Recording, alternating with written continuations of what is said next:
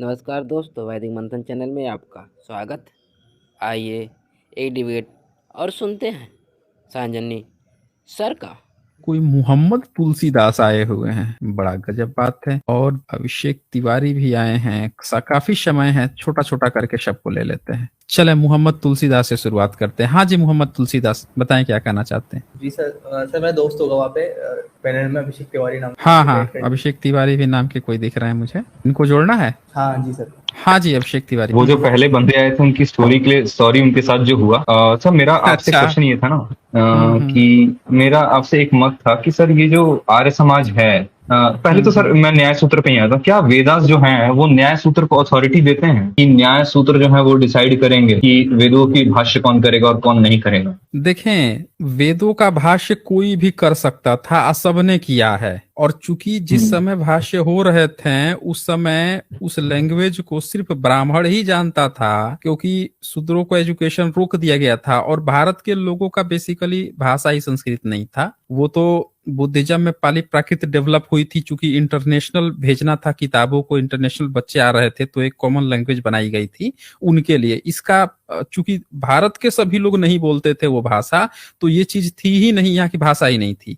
Brahminical system ने क्या किया, उसी पाली प्राकृत मिश्रित लैंग्वेज को सीखा। और सीखने के बाद से जब सारी विश्वविद्यालय नष्ट हो गए, तो नष्ट होने के बाद से उसमें अपना काम शुरू किया। और भारत के लोगों की चूंकि भाषा ही वो नहीं थी, तो वो कभी नहीं जान पाए। तो इसीलिए जब उसने अपना प्रोपगंडा शुरू किया तो वो ब्राह्मण ही लिखते गया ना। बाकी और लोग कौन लोग उसको भाष्य करेंगे, जिसको वो लैंग्वेज ही नहीं पता। तो और स्कूल कोई थे नहीं, और इन्होंने लगा दी। हाँ हाँ, बोलिए। वो बात नहीं है, वो बात नहीं है। मतलब एक आर्य समाज का बंदा था बेसिकली, उससे मेरी डिबेट हो रही। तो मुझे ये जानना है कि क्या ये सच है कि क्या वेदास में खुद ऐसा लिखा है कि जो ऋषि हैं उनके पास अथॉरिटी है शास्त्र लिखने की, या क्या वेदास खुद न्याय सूत्र को ऑथेंटिक अथॉरिटी देता है कि न्याय सूत्र डिसाइड करेगा कि कौन लिखेगा और कौन नहीं लिखेगा? क्योंकि वो बोल रहा था कि शंकराचार्य जो है वो आप्त नहीं है, क्योंकि शंकराचार्य ने ब्रह्मचर्य जीवन के समय सेक्स किया था। ये उनका क्लेम था कि तो शंकराचार्य को आप्त नहीं माना जाएगा, इसलिए उनकी कमेंट्री को ऑथेंटिक नहीं, आर्य समाजी था। देखें, आर्य समाजी जो है ना, उनका दिमाग कम होता है, मुंह ज्यादा चलाते हैं। जिस व्यक्ति को इतनी छोटी सी बात नहीं समझ में आती है, सत्यार्थ प्रकाश के चैप्टर 8 में जो ये बात लिखवा देता है कि 1 अरब 96 करोड़ कई लाख कई हजार साल पुराना वेद है। अब ये बताइए कि जो बोल रहा है कि सृष्टि के जन्म से पहले ही वेद है, आर्य समाज का ये क्लेम है। समझ रहे हैं ना? ये आर्य समाज का क्लेम है कि सृष्टि के जन्म से पहले का वेद है। अब ये बताइए कि ऋषि फिर वहां पे कैसे लिख देगा? जब सृष्टि हुई ही नहीं है तो ऋषि कैसे लिख देगा? अथॉरिटी कैसे मिल गई वेद को?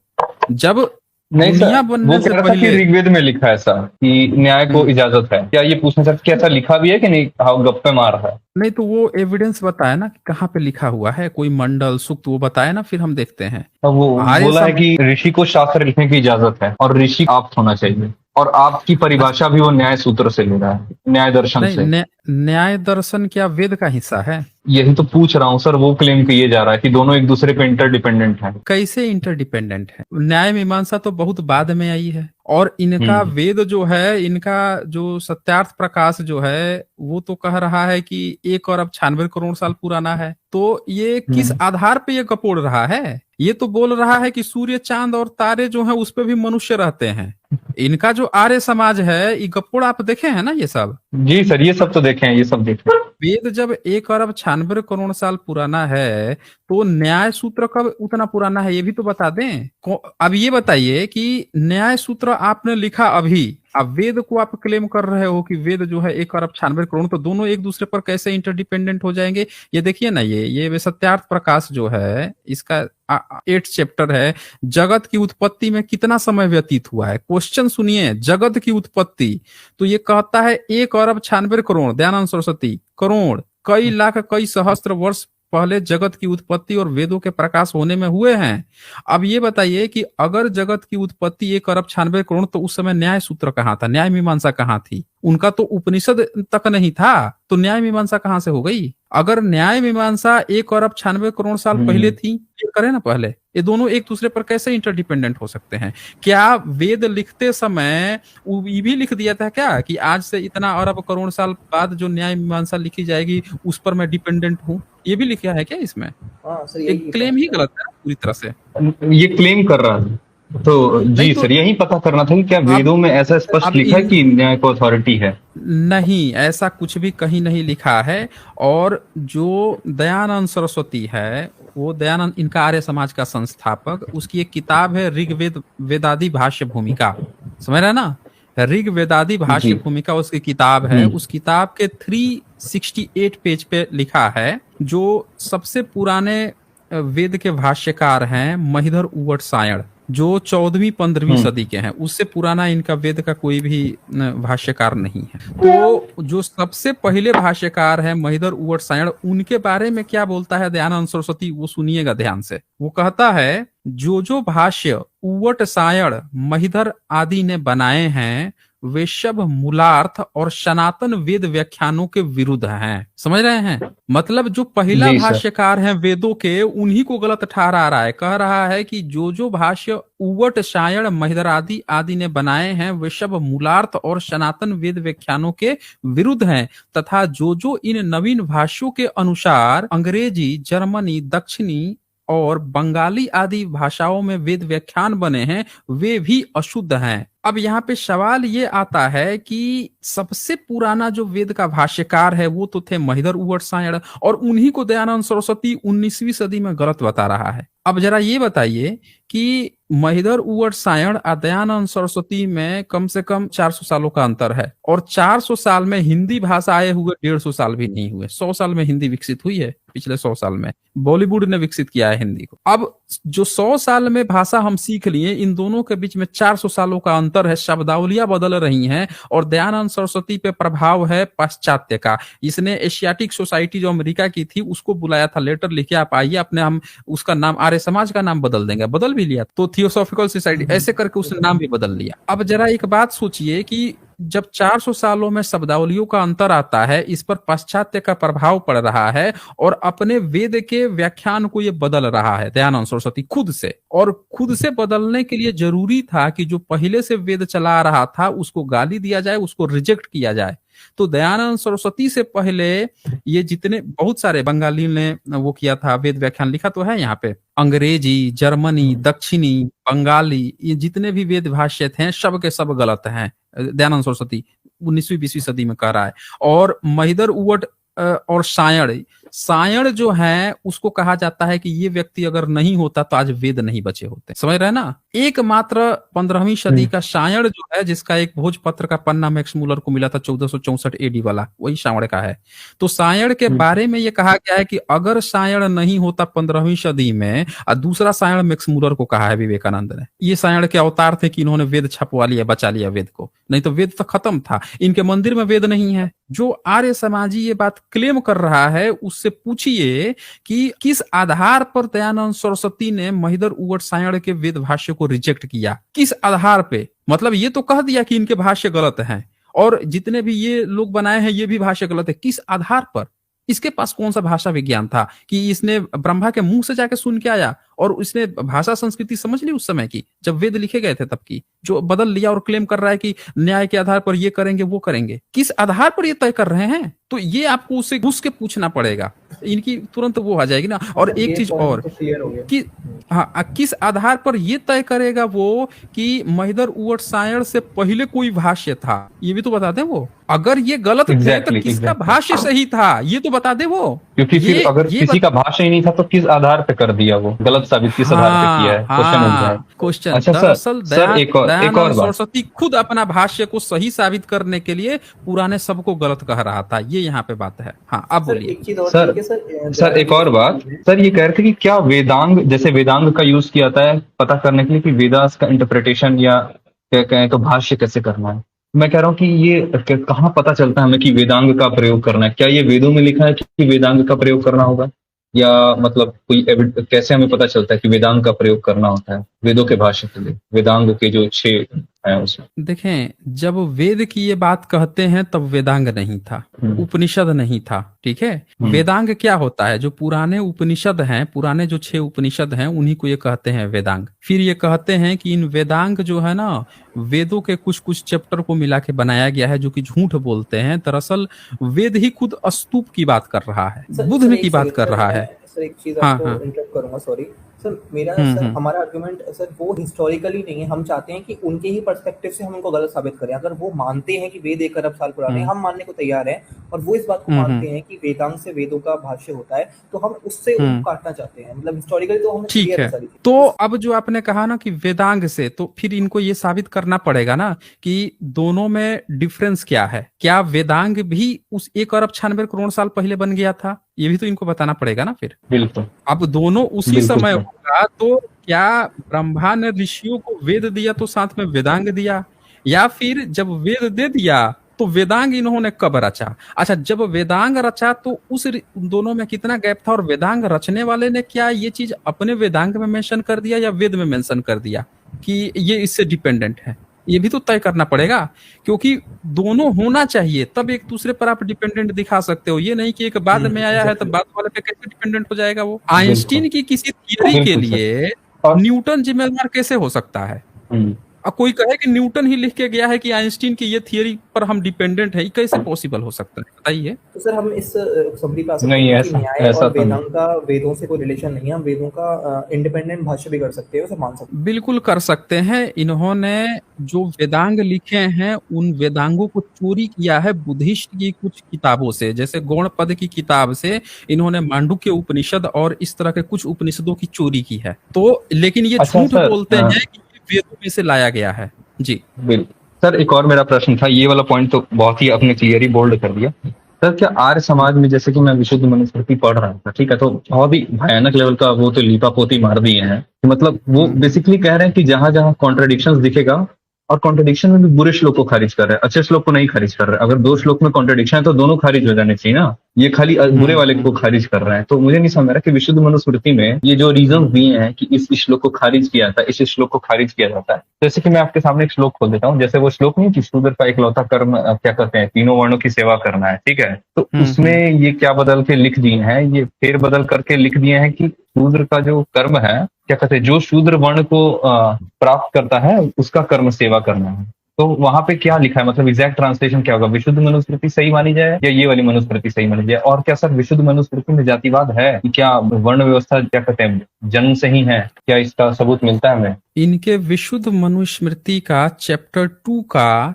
31 श्लोक एक बार खोल लीजिए। चैप्टर 2 का 31 श्लोक, वहीं पहुंच रहा है सर। एक सेकंड सर, आप खोल सकते हैं इधर से? मेरे उसे थोड़ा स्क्रोलिंग में लेट लग रहा है एक आइकन। अच्छा, कोई बात नहीं है। यहाँ से मेरे पास डिजिटल कॉपी नहीं है, लेकिन मेरे पास ऑफलाइन बताता हूँ क्या लिखा है। ये लिखते हैं कि ब्राह्मण बनाने के इच्छुक बालक का नाम शर्मवत कल्याण, शुभ, सौभाग्य, सुख, आनंद, प्रसन्नता भाव वाले शब्दों को जोड़कर रखना चाहिए, जैसे देव शर्मा, विश्वामित्र, वेदव्रत, धर्मदत्त आदि। फिर ये आगे क्या लिखते हैं कि क्षत्रिय का नाम रक्षक भाव वाले शब्दों को जोड़कर रखना चाहिए, वैश्य का नाम पुष्टि, समृद्धि, घोतक शब्दों को जोड़कर रखना चाहिए। और फिर क्या कहते हैं, शूद्रस्य, शूद्र का नाम सेवकत्व भाव वाले शब्दों को जोड़कर रखना चाहिए। अब जरा ये पेज नंबर बता बताइए, सकते हैं? 85 पेज नंबर, सेकंड चैप्टर है, 31। अब ये बताइए कि इन्होंने अभी श्लोक जो है 30 जो श्लोक है, इसके पहले जो 30 श्लोक है, अच्छा ये प्रक्षिप्त भी नहीं है। सबसे खास बात कि ये प्रक्षिप्त नहीं माना है, इसको सही माना है इन्होंने। अच्छा, वरना तो आधे श्लोक पे प्रक्षिप्त ही मान लिया है। इन्होंने 1600 श्लोक को रिजेक्ट किया है, 1200 श्लोक को इन्होंने प्रयास किया है, 2600 में से 1200 श्लोक को सही मान के, और इन्होंने 1400 श्लोकों को छटैती की है अपने को सही ठहराने के लिए। अब देखिए कितना बुरा फंसते हैं यहाँ पे। सिर्फ श्लोक इनका चैप्टर 2 का 30, 31, 32 श्लोक इनकी खोल दीजिए, यहीं पे इनकी पूरी ऊपर से नीचे तक खुल जाएगी। खोल लिया हूँ सर, मैं अपने साइड से खोल लिया हूँ सर। 30, 31, 32 खोल लिया। हाँ, अब 30 नंबर को देखिए। 30 में कहता है कि बालक बालिका का 10वें या 12वें दिन, ठीक है ना, उनका नामकरण संस्कार, हाँ 10 से 12 दिन पे, ठीक है। बताइए। अब ये बताइए कि 10 से 12 दिन पे अपने बच्चे का नामकरण कर लिया, बड़ी अच्छी बात है। लेकिन ये बताइए कि जब 31 और टू श्लोक में आप कहते हैं कि ब्राह्मण का बच्चा जो है उसका ब्राह्मण वाला नाम रखेंगे या शूद्र के बच्चे का शूद्र वाला निंदा युक्त नाम रखेंगे, तो ये कैसे पॉसिबल होगा अगर वो जन्म से नहीं है? तो एक 10 से 12 दिन के बच्चे का आप शूद्र वाला नाम कैसे रख देंगे? आपने कैसे तय कर दिया? इसने चालाकी क्या की है, लिखा है ब्राह्मण बनने का इच्छुक। अब ये बताइए 10 से 12 दिन का कौन सा बाप जो है अपने 10 से 12 दिन के बच्चे को शूद्र बनाने का इच्छुक होगा? कोई नहीं होगा। कोई भी। और सर यहाँ लिखा है कि यह नामकरण माता पिता की अपेक्षा से है, ये क्या लिखे हैं सर? हाँ। अच्छा सर, ये जो जितना भी बकवास जलेबी पकाए हैं, ये मूल श्लोक में कहीं लिखा भी है कि ये लिख दिए कि नामकरण माता पिता की अपेक्षा से होना चाहिए? कहीं मूल श्लोक में ऐसा लिखा है? ये इस झज्झर वाले की कहानी जो है ना, इसको एक दिन एक्सपोज करता हूँ। इतना बड़ा गपोड़ी है, इसका इंट्रोडक्शन पढ़िएगा। मतलब अभी जो इसके पहले एक नहीं आया था ब्राह्मण करके, कोई शर्मा, पता नहीं कौन सा शर्मा था, इससे भी बड़ा गपोड़ी है ये। ये कुलपति रहा है। ये बताइए, संस्कृत किसी विश्वविद्यालय का कुलपति रहा, इतना बड़ा गपोड़ी क्या गप हाँकता है कि चीन में दीवार पर कहीं बम किसी ने फोड़ दिया, जापानियों ने बम से मार दिया, उसमें से एक चीज निकला, उसमें से इसका मनुस्मृति निकल गया। और इसकी डिबेट हुई थी डॉक्टर सुरेंद्र कुमार अज्ञात, जो ब्राह्मणवादी यो की पोल खोलते हैं। जान रहे। हाँ, बालू की भीत वाले से। बालू की भीत वाले से जब डिबेट हुई थी तो पनपना के भागा था वहां से। पूछ दिए थे यही सवाल कि अच्छा वो जो मनुस्मृति वहां से निकला है ना, उसका श्लोक दिखाइए ना, कौन कौन सा श्लोक निकला है। सोर्स मिलेगा उस डिबेट? पहले डिजिटल तो होता नहीं था, रिकॉर्ड होते नहीं थे, एक जगह डिबेट हुई, अब वहीं की चीजें कहीं कहीं छप जाती थी। सर मैं आपसे एक और चीज पूछना चाहता हूँ, क्या सर ऐसा पॉसिबल है कि हमें थोड़ा आपसे प्राइवेट टाइम मिल सके जब भी आप फ्री हो कभी भी? हम न्यूटन सर से बात कर चुके हैं, ठीक है, उनसे थोड़ा हमने पहले भी रेफरेंसेस लिया है। आप अगर प्राइवेट टाइम सर अगर दे सकते हैं, हम लोग का 1 घंटा भी काफी रहेगा। आप न्यूटन सर से कंफर्म कर लीजिए, हम लोग उनसे ही बात की है। चलेगा, मतलब ज्यादा नहीं चाहिए हमें, थोड़ा ही। जी सर, आप बता दीजिए आप कोई। आप सैटरडे को जो मेरी स्ट्रीम होती है ना, सैटरडे को जी, जो साइंस जर्नी पे होती है, उसमें आप लोग स्ट्रीम के बाद से आधे घंटे आप लोग समय ले लीजिएगा। सर 2 मेरे सवाल थे।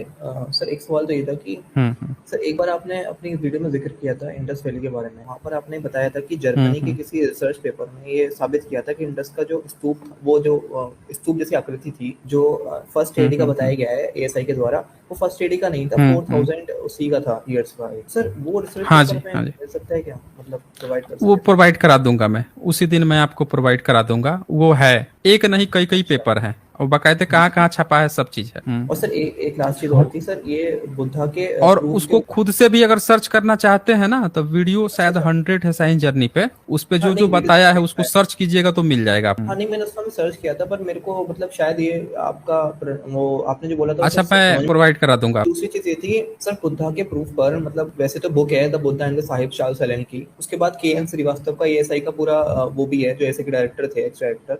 सर कोई इंडिपेंडेंट रिसर्च पेपर है एएसआई का, मतलब जिसमें किसी बुक में मेंशन ना हो, इंडिपेंडेंट रिसर्च पेपर उस रिलिक्स के ऊपर बुद्धा के जो मिला था हमें? वैसे उस बुक को भी रिसर्च पेपर मानना चाहिए सर, क्योंकि वो एएसआई के द्वारा रिव्यूड और उसमें माइन्यूट से माइन्यूट डिटेल्स दिया है। बहुत तगड़ी बुक है सर वो, हमें तो बहुत मुश्किल से मिली वो। कौन सी? Charles Allen? नहीं, चार्ल्स एलन की नहीं, एएसआई का सर खुद का है, एएसआई का।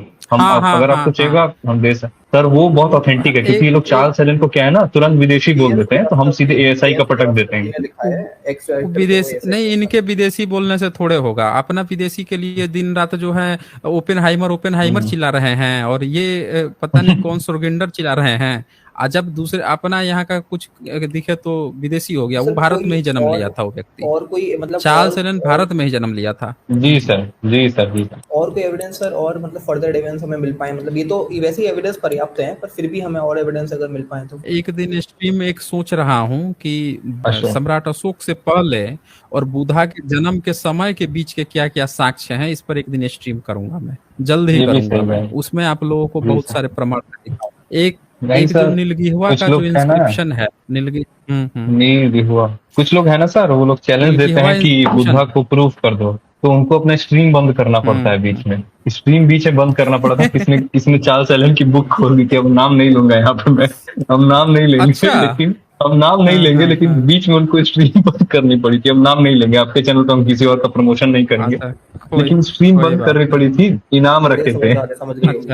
अच्छा, ऑडियंस समझ गई मतलब होगी। बिना इनाम दिए ऑडियंस भाग खड़े गए सब। अच्छा। स्ट्रीम बंद कर दी है और वो बंदा जो बुक खोला था वो हट गया। चार्ल्स हाँ, एलन की बुक पे इनकी इतनी फट गई, एएसआई वाली बुक फेंक के मारे होते सर, उसमें तो इतना माइन्यूट डिटेल्स है, कितना का मिला, कितना सेंटीमीटर, कितना डायमीटर, रिलिक्स कहाँ मिला, उस पे क्लियर लिखा है भाई। इतना एविडेंस किसी का, हमको तो नहीं लगता किसी राजा का भी इतना एविडेंस मिलता है जितना बुद्ध का मिल चुका है। और चार्ल्स एलन की एक डॉक्यूमेंट्री भी अवेलेबल है यूट्यूब पर, जिसमें 1 घंटे में उन्होंने बोन्स ऑफ बुद्धा पे ये सारे पॉइंट्स को रखा है, खुद जाकर और एक एक चीज अच्छा। को अपने हाथ से। हाँ, जो विलियम्स पेपे थे, उनका जो पोता था, बेटा और उसका बेटा, उसके घर गए और उनको जो आधी रिलिक्स के साथ जो वो मिली थी ना, जो सितारे, चांद सितारे, जो जो चीजें मिली थी, वो आधे उनको गिफ्ट कर दिए गए थे। वो चीजें उसमें दिखाए हैं डॉक्यूमेंट्री में। पिपरावा पर जाके वहां का जो एक्सकवेशन हुआ था, उस साइट पर बैठ के वो बंदा ने डॉक्यूमेंट्री बनाई है, चार्ल्स एलन ने। वो हल्का फुल्का व्यक्ति नहीं है ना चार्ल्स एलन, तो वो वीडियो का हाँ लिंक हमें मिल सकता है, मतलब यहाँ पे हाँ बहुत हाँ सारी हाँ, पड़ी है मतलब। आपको जो है बोन्स ऑफ बुद्धा पे चार्ल्स एलन आपको दिख जाएगा वहां पे। एक मिनट अच्छा, में अच्छा। वो जी। Bones of Buddha. हाँ, हमारी तो सर किसी से डिबेट थी कि बुद्धा प्रूफ करो, हमने चार्ल्स एलन दिया, वो बोला बायस है विदेशी, हमने एएसआई का मार दिया कि सीधे लोग पूरा एएसआई का डायरेक्टर जनरल लिखा है उस टाइम, और वो एएसआई का उस पर स्टैंप लगाया पूरा प्रॉपर। हाँ, सर ए हाँ, फ्यूरर हाँ, नाम का एक बंदा था, उसने बहुत सारे एविडेंस डिस्ट्रॉय कर दिए थे, तो उसको अरेस्ट करवाना पड़ा था। तो वो बोला था किससे घूस लिया था। अब किससे घूस लिया हाँ, होगा ये हाँ, सबको पता है, किससे घूस वो। लिया होगा। और उसकी हालत ये हुई कि उसको ठीक विलियम पेपे के पैरेलल में उसको नेपाल में खड़ा किया गया था, समझ रहे हैं ना। विलियम पेपे इधर से एक्सकेवेशन कर रहे थे और फर्जी वो वहां से कर रहा था, और उसका गुरु था भूलर, और भूलर संस्कृत का विद्वान था, और चेला गुरु दोनों गायब हो गए।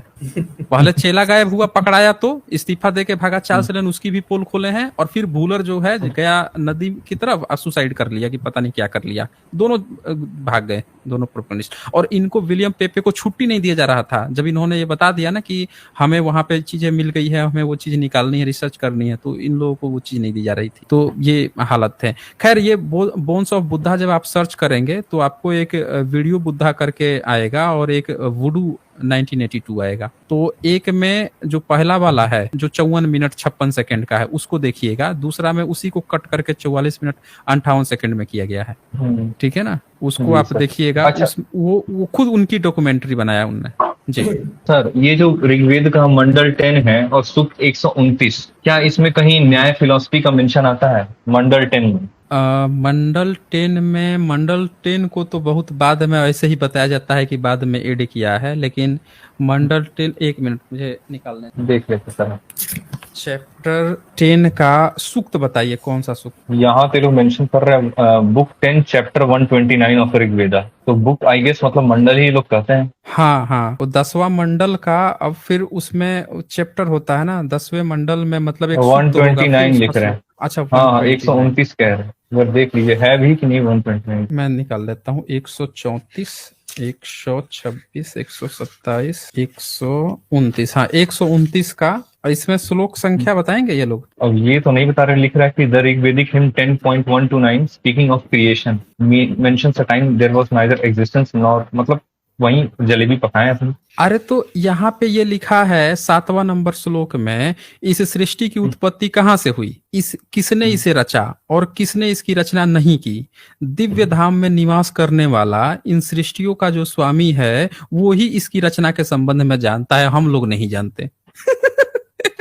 बताइए। और 6 नंबर में लिखा है, प्रकृति के तत्वों को कौन जानने वाला है और कौन उसका वर्णन कर सकता है। विद्वान लोग भी इस सृष्टि के उत्पन्न होने के पश्चात ही उत्पन्न हुए हैं, तब कौन जान सकता है कि सृष्टि कहाँ से उत्पन्न हुई है। अब जरा ये बताइए, ये खुद कह रहा है कि इसको नहीं पता है कि सृष्टि कैसे उत्पन्न हुई है, समझ रहे हैं? जी सर। ये जो चैप्टर है ये पूरी तरह से कह रहा है। और पहला नंबर क्या कहता है? कहता है प्रलय काल में न असत था न सत्य था, न सृष्टि का अस्तित्व था। उस समय आकाश और पृथ्वी भी न थे, उनसे अन्य लोक भी अस्तित्व में न थे। सबको ढांपने वाला अंतरिक्ष भी नहीं था। अगाध और गंभीर जल का अस्तित्व भी उस समय कहाँ था, किसका कहाँ स्थान था, क्वेश्चन मार्क है। 2 नंबर श्लोक में कहता है, उस समय जीवन और मृत्यु का भी अस्तित्व न था, अमरता भी न थी, उषा और रात्रि का भी ज्ञान न था। अब इसको ये पता नहीं है कि उषा रात्रि दिन कैसे होता है। प्राण वायु भी न थी। अच्छा, इन लोगों को हवा में कौन कौन सी गैस होती है, एलिमेंट ये भी नहीं पता है, प्राणवायु बोलते थे ये हवा को अरे सर प्राणवायु बोलते थे। ये तो बोले हैं कि पहले आकाश आया फिर वायु आया है, ये हाँ लोग मतलब कुछ भी लिख दिए हाँ हैं, हाँ कान से क्या निकाले हाँ हैं, हाँ पैर से। अच्छा सर, एक और चीज है। हाँ, एक पॉइंट और लिखा है, उस समय केवल ब्रह्मा का अस्तित्व था, अन्य किसी भी वस्तु का अस्तित्व न था। 3 नंबर में लिखा है, सृष्टि रचना से पूर्व प्रलय काल में सारा संसार मायावी अज्ञान रूपी अंधकार से आच्छादित था, सभी कुछ अव्यक्त था तथा चारों ओर एक ही प्रवाह था। उस समय जो कुछ भी था वह चारों ओर सत असत तत्व से आच्छादित था, वही एक तत्व तप के प्रभाव से उत्पन्न हुआ था। बताइए कि जब कुछ नहीं था तो तप कौन कर रहा था, हैं? फिर 4 नंबर में लिखता है, सर्वप्रथम परम ब्रह्म के मन में सृष्टि रचना की इच्छा उत्पन्न हुई। ये देखिए 4 नंबर में लिखता है, तत्पश्चात उस मन में सबसे पहले उत्पत्ति का कारण बीज उत्पन्न हुआ। बीज उत्पन्न हुआ। मेधावी ज्ञानी जनों ने विवेक के द्वारा विचार करके व्यक्त न होने वाले असत से व्यक्त होने वाले सत तत्व की उत्पत्ति स्थान को कल्पित किया। यहाँ कह रहा है कल्पित किया, यानी कल्पना किया विद्वान जनों ने। ये कल्पना है इन लोगों की, ये खुद लिख दिया कल्पित किया। और 5वें नंबर में कहता है, फिर बीज को धारण करने वाले देवताओं का प्रकाश तिरछा होकर नीचे और ऊर्ध्वगामी होकर विस्तीर्ण हुआ। देवताओं ने अपनी महिमा से जल को प्रेरित किया, नीचे स्वधा और ऊपर प्रगति का स्थान स्थिर हुआ। ये देख लीजिए, ये बीज जो है ब्रह्मा पैदा कर रहा है, देवता कहाँ से आ गए? जो देवता अपनी महिमा से जल को पैदा कर रहे हैं, देवता जल पैदा कर रहे हैं, ये देख लीजिए। और ये कौन इसमें साइंस बता रहा था, ये देख लीजिए। फिर 6 नंबर में कहता है, हाँ हाँ बोलिए टॉपिक्स पे बात जो हमने मतलब वो था कि रिसर्च कर लीजिएगा पे बात। और सर एक आखिरी हाँ, मेरा ठीक पॉइंट है, इसके बाद हम ठीक है। चलते हैं, फिर बाकी लोग बैठे हैं। सर आखिरी पॉइंट ये था कि क्या मतलब शून्यवाद सिद्ध करता है क्या रीबर्थ को बुद्धिज्म में? नहीं नहीं नहीं, शून्यवाद जो है वो एक स्थिति बताता है, चित्त की स्थिति बताता है, जो कॉन्शस है उसकी एक स्थिति बताता है कि जो लोग कहते हैं ना कि एक ड्यूल संभावना होती है कि हो भी सकता है नहीं भी हो सकता है, तो वो बीच की एक स्थिति को बताता है, बीच के एक रिप्रेजेंटेशन को बताता है। उसी को कहा गया है मध्यम मार्ग, जो मध्यम कहा गया है शून्यवाद का कि हाँ हाँ, बीच की स्थिति, न पॉजिटिव न निगेटिव, इसके ठीक बीच की स्थिति, उसको मध्यम कहा गया है। इसी को कहा गया है शून्य है, जैसे पॉजिटिव 1 निगेटिव 1 के बीच की जो स्थिति है शून्य, वो शून्य है, इसीलिए उसका नाम शून्यवाद पड़ा कि ये न तो किसी चीज के उसमें जाता है अधिकता में और न किसी चीज के कमी में जाता है, ये बीच की स्थिति है। तो फिर कंप्लीटली ये मतलब इस पे आ सकते हैं ना हम लोग समरी पे कि वज्रयानी में ही था बस जो रीबर्थ आया बुद्धिज्म में, बाकी महायानी और थेरवाड़ा में तो नहीं था, कहीं भी प्रूफ नहीं होता है बुक से। देखें, त्रिपिटक जो है ना, वो त्रिपिटक बेसिकली हर व्यक्ति का अलग अलग था, क्षेत्रों का भी अलग अलग था, और उसमें बार बार जगह जगह पे कुछ चीजें ऐड भी की गई हैं, और ये पूरी दुनिया मानती है कि उसमें कौन कौन से पॉइंट क्या क्या ऐड किए गए हैं। जैसे 5th सेंचुरी में जो बुद्ध घोष थे, उन्होंने वहां पे ऐड किया था, जब थेरी गाथा और थेर गाथा पर जब उन्होंने टीकाएं लिखी थी, तो ये जब लोग अपनी बातें लिखते थे तब ऐड होता था, तो अलग अलग समय पे कुछ चीजें ऐड हुई हैं। उसी तरह से जहां पे आपको कोई कहेगा त्रिपिटक में ये लिखा है, तो आप भारत में त्रिपिटक अवेलेबल नहीं था, कहीं चीन से लाया गया, तिब्बत से, मोस्टली तिब्बत से लाया गया, तिब्बत में गया है 8th सेंचुरी में त्रिपिटक। तो और चूंकि वज्रयान जो है, जो वो थे पद्मसंभव, वही लेके गए थे उसको, वो बड़े स्कॉलर थे यहाँ के, हाँ हाँ, वो मतलब स्कॉलर थे नालंदा यूनिवर्सिटी में। तो ये जब वहां पे जाते हैं, तिब्बत में लेके जाते हैं उस चीज को, तब वहां पे वो वज्रयानी परंपरा शुरू हुई है। तो अब क्या होता है ना कि जब वो लोग अपना त्रिपिटक, फिर वहां का राजा इतना प्रभावित हुआ कि उसने अपनी पूरी एक लैंग्वेज इजाद कर दी कि धम्म को लिखने के लिए, धम्म को लिखने के लिए उसने एक लैंग्वेज इजाद की जिसको तिब्बती, वो तिब्बती लैंग्वेज ही इसलिए इस्तेमाल हुई थी कि भारत का जितना भी ज्ञान है सब कॉपी करके हम अपने को रखेंगे। पर वहां पे जो फाउंडर उनको ले गए थे वो वज्रयानी थे, इसीलिए तिब्बत का जो बुद्धिज्म है वो लाटर बुद्धिज्म कहा जाता है, कोर बुद्धिज्म नहीं कहा जाता है। जी, तो कोर बुद्धिज्म में कहीं फिलॉसफी नहीं है रीबर्थ की, क्योंकि आत्मा का नहीं, नकार है, नहीं बहुत ब्रॉडली नकार है आत्मा को। जी, अगर होती तो बुद्ध जो है ना, बुद्ध के मरने के बाद से सबसे पहले घोषित हो जाता ना कि जितने अरहत हैं कौन कौन से कहाँ पे जन्म लेंगे। जी सर, ये तो है।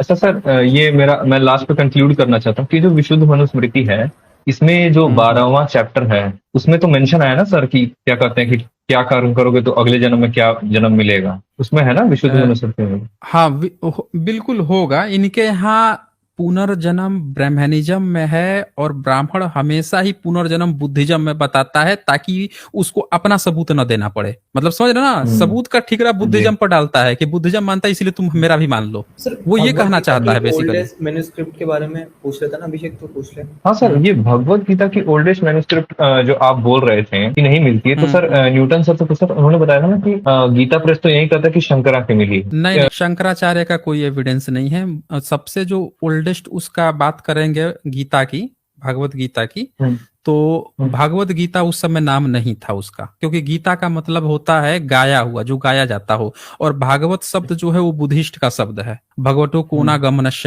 भगवतो शिक्षी, भगवतो बुद्धो, भगवतो शालो, ये सब जो बुद्ध होते थे, पूर्व बुद्ध, उनके नाम के पहले भागवत लगता था।